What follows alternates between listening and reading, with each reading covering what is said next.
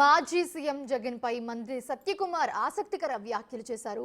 జగన్ అవినీతి అమెరికా వరకు చేరిందన్నారు ఆయన. అయితే గతంలోనే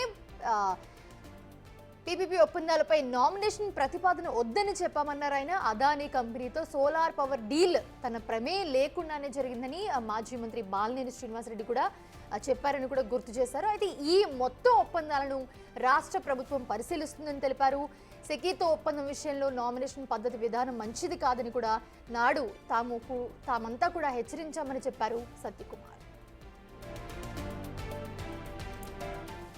ప్రభుత్వం పరిశీలనలో ఉంది. ఎందుకంటే మనం ముందు నుంచి చూస్తున్నాం. మేము ప్రతిపక్షంలో ఉంటున్నప్పుడు కూడా భారతీయ జనతా పార్టీ తరఫున అనేక సందర్భాల్లో నేను కూడా వ్యక్తిగతంగా చాలాసార్లు మీడియాలో మాట్లాడింది.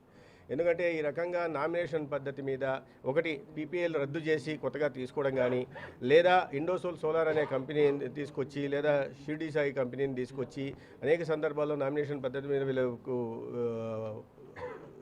పిఎస్పీ ప్రాజెక్టులు ఇవ్వడం కానీ, సోలార్ ప్రాజెక్టులు ఇచ్చే విషయంలో అవకతవకలు జరుగుతున్నాయని చెప్పాం. అప్పుడు జీవోలన్నిటి కూడా దాచిపెట్టే ప్రయత్నం చేశారని చెప్పాం.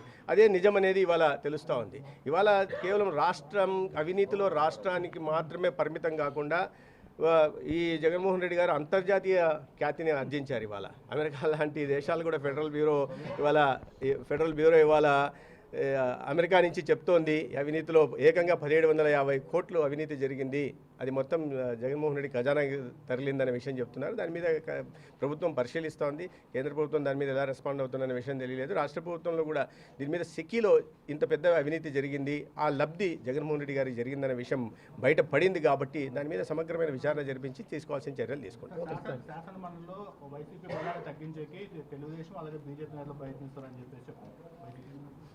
శాసనమండలిలో 52 మంది ఉన్నారు. శాసనసభ మండలి తగ్గించే ప్రయత్నం చేద్దామనుకుంటున్నాం. సరే, వాస్తవం అనుకుందాం. మరి రాజ్యసభలో ఒక బలహీన వర్గానికి సంబంధించిన మీద మస్తాన్ రావు గారు వెళ్ళిపోయారే, ఆర్ కృష్ణయ్య గారు వెళ్ళిపోయారే, మోపిదేవి గారు వెళ్ళిపోయారు. వీళ్ళందరూ బలహీన వర్గానికి సంబంధించిన వాళ్ళేనే. మరి అప్పుడు మాత్రం లేదా? కాబట్టి ఆ సంస్కృతి వైఎస్ఆర్సీపీకి ఉంది. గతంలో వాళ్ళు ఏం చేశారో చూసాం మనం. గతంలో తెలుగుదేశం పార్టీని చీల్చారు, మండలిలో చీల్చారు, అసెంబ్లీలో చీల్చారు. కాబట్టి పచ్చకామెరలు ఉన్నవానికి లోకమంతా పచ్చగా కనిపిస్తుందన్న చందంగా ఇవాళ వాళ్ళ నాయకత్వం పట్ల విశ్వాసం సన్నగిల్లి ఇవాళ బయటకు వచ్చి మాట్లాడుతున్నారు. బాలినేని గారు మాట్లాడారు ఇవాళ. నిన్న ఏ రకంగా తన విద్యుత్ శాఖలో తన ప్రమేయం లేకుండా మొత్తం తాడేపల్లి భవనం నుంచే నిర్ణయాలు తీసుకునే వాళ్ళనే విషయాన్ని ఆయన చాలా స్పష్టంగా చెప్పారు. కాబట్టి నాయకత్వం పట్ల విశ్వాసం సన్నగిల్లి ఆ పార్టీకి సంబంధించిన శాసన మండలి సభ్యులు కానీ, లేదా శాసనసభ్యులు కానీ బయటికి వెళ్ళిపోతే దాన్ని అధికార పార్టీ మీద నెట్టడం సరైంది కాదు. గతంలో వాళ్ళు చేసిన పనులు ఇవన్నీ.